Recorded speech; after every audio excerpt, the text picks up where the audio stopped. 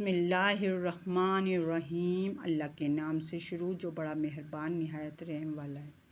नाज़रीन किराम, गर्मी के सीज़न में 8 सब्ज़ियाँ इनके खाने से गुरेज करना चाहिए।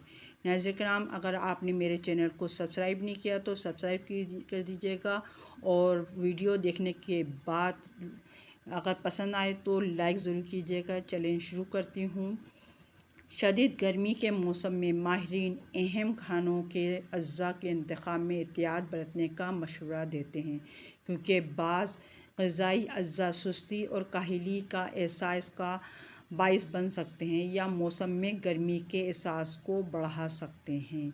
सब्ज़ियाँ सेहत बख्श होती हैं और किसी भी मुतवाज़न ग़िज़ा में अव्वलीन तरजीह होती हैं, लेकिन 8 किस्म की सब्ज़ियों के गर्मी के दिनों में परहेज़ करना चाहिए। नाज़रीन किराम, सबसे पहले आती है पालक और बंद गोभी।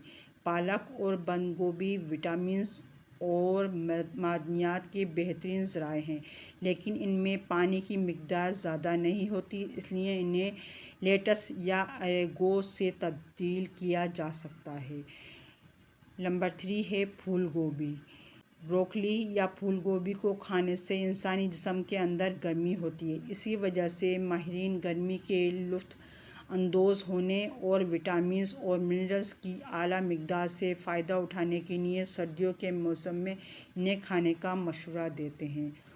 और जड़ वाली सब्ज़ियाँ एक कीमती ग़िज़ायत हैं। वो निशास्तादार होती हैं, ज़्यादा घनी हो सकती हैं, इनके हज़म करने के लिए ज़्यादा तवानाई की ज़रूरत होती है, इसलिए गर्मियों में से खाना नामुनासिब नहीं। पेठा कद्दू। जड़ वाली सब्ज़ियों की तरह मौसम सरमा के स्क्वैश की कुछ अक़साम ज़्यादा घने होती हैं और हज़म होने में ज़्यादा तवानाई लेती हैं, जिसके नतीजे में गर्मी ज़्यादा होती है। मटर प्रोटीन और फाइबर का एक अच्छा ज़रिया है, लेकिन ये कुछ लोगों में पेट फूलने का सबब भी बन सकती हैं।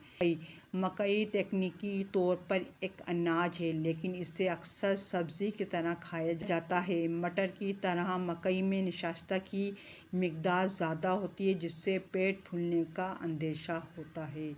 नाज़रीन किराम, अगर आपको मेरी वीडियो पसंद आई हो तो मेरे चैनल को सब्सक्राइब करें, बेल आइकन पर ऑल करें, ताकि हर आने वाली वीडियो को नोटिफिकेशन सबसे पहले आपको मिल सके। अल्लाह हाफ़िज़।